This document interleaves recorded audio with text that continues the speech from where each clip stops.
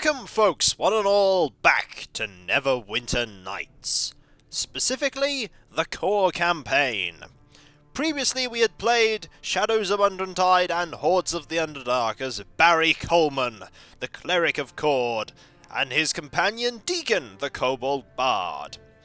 Neither of these characters will be making a return in Neverwinter Nights, as the events of Neverwinter Nights take place before Shadows of Undrentide and Hordes of the Underdark.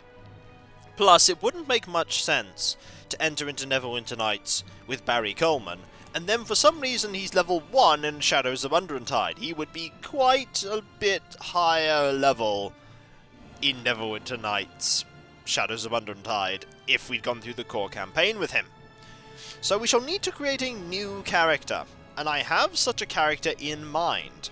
Let us go new game, let us go Neverwinter Nights campaign, and the prelude. There are 4 chapters to this one, and we shall create a new character. Now, gender is going to be male, and the race this time is not going to be human. The race this time is going to be half-orc. Half-orcs are the short-tempered and sullen result of human and orc pairings. They would rather act than ponder, and would rather fight than argue. They love simple pleasures, such as feasting, boasting, and wild dancing. They are an asset to the right sort of party, but not at the Duchess's grand ball. Half-orcs are as tall as humans, but their brutish features betray their lineage.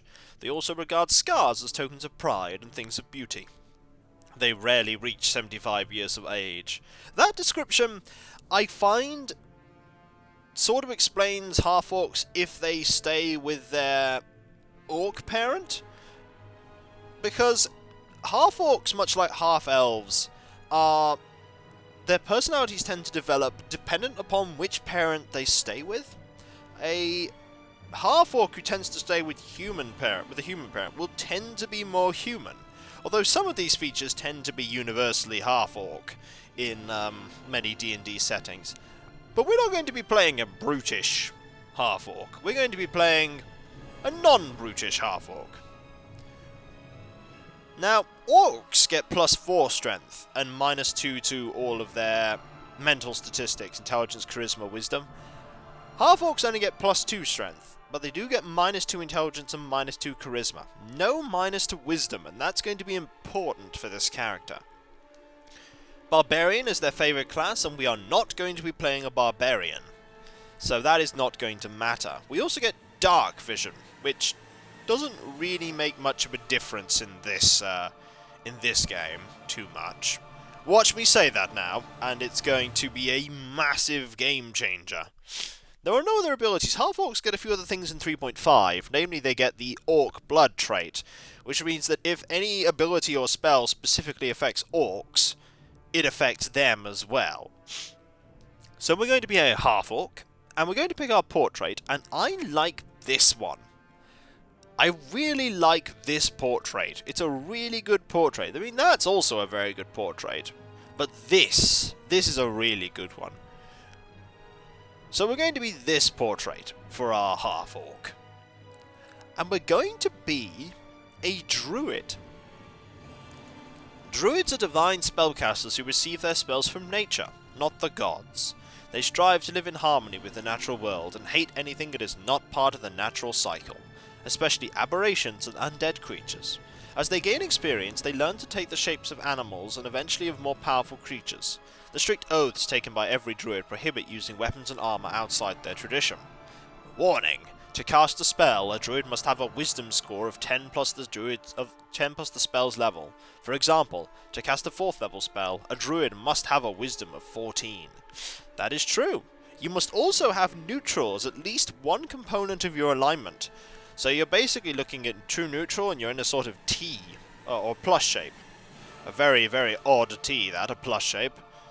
You need a plus shape there, so you can't be the extremes of alignment that do not have neutral in them.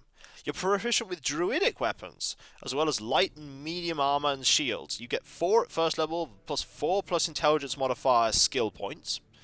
You get divine spellcasting. Armor-related chance of spell failure is ignored. And if you no longer become neutral, you can't gain levels. That's fine. Alignment? Well, the original character that this is based on was true neutral. You act as laws, tradition, or a personal code direct you. You may believe in personal honour and live by the code or standard, or you may believe in order for all and favour a strong organised government. A monk who follows her discipline without being swayed by the demands of those in need or by the temptations of evil is lawful neutral. Lawful neutral means that you are reliable and honourable, without being a zealot. I could be neutral good. Neutral good is actually something I want to be with this character, because generally being good is pretty heroic. You do what you can, you do what the best that a person can do. You're devoted to helping others. You work with kings and magistrates, but do not feel beholden to them. A cleric who helps others according to their need is neutral good. Neutral good means doing what is good without bias towards or against order. I'm going to make this character neutral good this time. You could make them neutral evil. No, we're going to make him neutral good. Abilities. Ah, yes. Now we could click recommended, and it recommends this. I do not recommend this for myself, primarily for a few reasons. The first thing is that if you have an intelligence of 9 or lower, you're unable to speak properly. Not a fan of that. Would rather be able to speak properly. So what we're going to do, I think, 16 wisdom is pretty good. It's pretty good, but we could lower it by 1 point, and we could improve these stats by 2. We could also lower these by 1 point, which will still give me an ability modifier of +1. And we could improve these as well, to give us a flat 10 in charisma and intelligence. I mean, we could reduce this,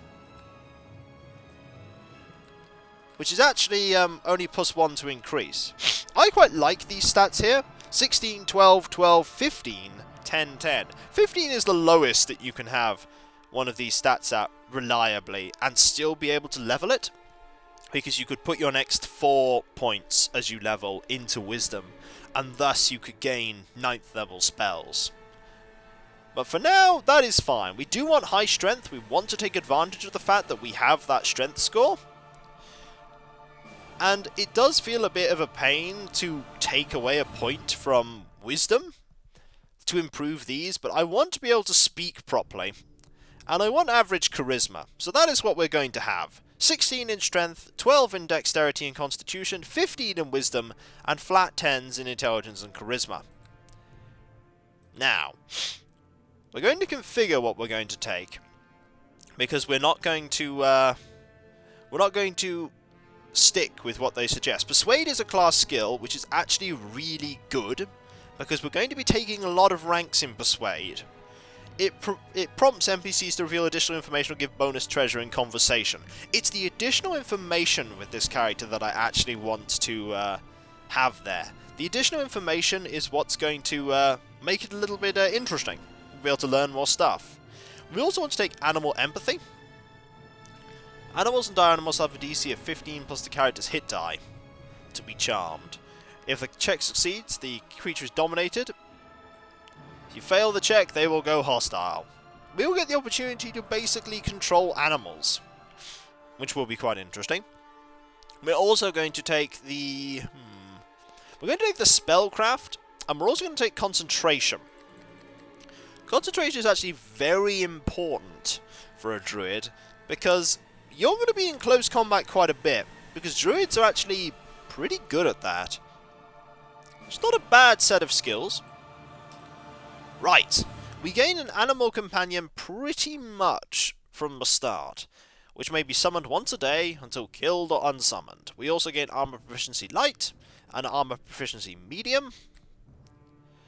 And I do think that we can take armor proficiency heavy at some point, which might actually not be a terrible idea. We get dark vision. We get nature sense, which gives you a +2 bonus on all attack rolls made while fighting in wilderness areas. Not going to be useful at the beginning. Now, our druid weapon proficiency gives us proficiency with the club, the dagger, the scimitar, the sickle, the spear, quarterstaff, dart, and sling. we are probably going to be using a scimitar. 16 strength basically would more betray having, say, a quarterstaff. But if they're going to give us the option of a scimitar, we're going to go with it, because the scimitar is quite a decent weapon, plus it allows us to use a shield. All druids start with this feat and cannot gain weapon proficiencies with any other weapons, so we're pretty much stuck with that. We can gain proficiency with heavy armor, which we probably will at some point, but we're not going to start with it.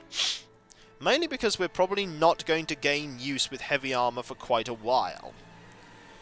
We're probably, however, going to gain the combat casting feat, which reduces the -4 penalty to concentration checks while casting defensively within 4 meters of an enemy. That is what we want to do. We could take a few other interesting feats, but I think for now, +2 bonus to intimidate and persuade checks, no. The thing we want to take right now is we want to take combat casting. Level 3 we could take heavy armor proficiency potentially, but for now, combat casting is what we want to take. Okay, now what animal companion do we want to start with? Now, we can start with various animal companions, a hawk being one of them, a dire rat, a dire wolf, a giant spider, a badger. Yes, we could just start with a badger. A normal wolf. Dire wolves, however, are just better. They are just basically better. I'm trying to think what makes these... Do they have trip? That's the thing. They might have trip. However, for now what we're going to take... We could just take what I actually want to take, however, which is a bear. We are going to take a bear, and we are going to call it Crumpet. Crumpet the bear. Yep, we're just going to take a bear. And finally, we get to customize our appearance. Now, sort of greyish skin tone, so we're going to have to find a greyish skin tone. Yeah, it's about right. It's about right. Hair colour, well, he doesn't seem to have very much, but what is there is a dark colour. And need to change it so that it looks about right. Let's have a look. He doesn't have facial hair. There aren't many options. That one seems to be a relatively decent one. But actually, that one kind of works. We'll look through, though, and just to make sure there's not a better one. But that one seems about right, actually. Actually, that one seems just fine. Tattoos? No, I don't think we're going to have any tattoos. Body? Nope, that's fine. Clothing. Now, what clothing do we want to start with? Simple druidic clothing would probably suit. Perhaps, say, that. Just some robes. Seems right. Get on them! Attack, I say! Now, this guy has a very specific name, and he's called Sar'ken Smith. Sar'ken Smith. And he's actually quite young. Orcs in D&D actually start off... They reach adulthood earlier than humans, because orcs have much lower lifespans. They have much lower lifespans, but I think we'll have him as 18. It's a good date. Makes him a little bit into adulthood. 18's actually quite good. Now we just need to find a good voice. To your weapons, and don't let up. Attack! No, don't like that. By my direction, attack! A little... No. Attack! Nope. Get on them! Attack! Now, Attack! Now that is Barry Coleman, and I don't think we're going to have Barry Coleman. Attack! I say attack! Don't see that as a half-orc druid. Strike at them! Attack! I don't see that as a half-orc druid either. By my will, attack! Don't see that either, and I see that one of the options is that one. Attack! Kill them now! no. To the fight, my friends! Attack! Nope. Don't just stand there! Crack some heads! Nope. Their time has come. Your end draws nigh. Pray to whatever gods you worship. Potentially. Prepare to become one with eternity. Little evil, though. Healer, to my side. I require your services. Little evil. Once more into the breach, my friends! Neutral warrior? Show them your steel! Attack! Typical fighter? Time to spill some blood! Problem. The strange part is that power hungry actually almost works because it has the right kind of voice for sar'ken. Get on them! Attack, I say! That could work, but power hungry just sort of. Their time has come. Destroy them all! Actually, it kind of works. Now, strike swiftly. Everything else tends not to fit. Now you shall taste my power. I'm not sure if that's meant to be good wizard or wizard that stubbed his toe. Feel my wrath. Yep, that's a wizard who stubbed his toe, alright.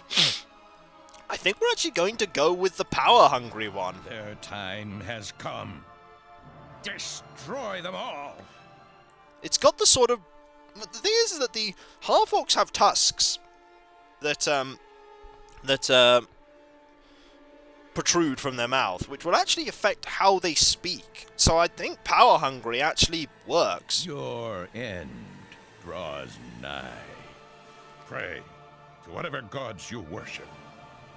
I think it actually really works. I think it works. I think we're going with it. Now, deity. We could just enter a name of a deity. Now, we're not going to enter a name of a deity, though. It's not going to matter. There we go. Sar'ken Smith. Ready to go into the world of Neverwinter Nights. Into the prelude. He is 50 points in neutral and 85 in good. He has an armor class 11 and a hit points of 9 out of 9, which doesn't make him that difficult to kill. So when we come back, folks, we shall resume and continue the Neverwinter Nights adventures with Sar'ken Smith. He gets the name from his mother.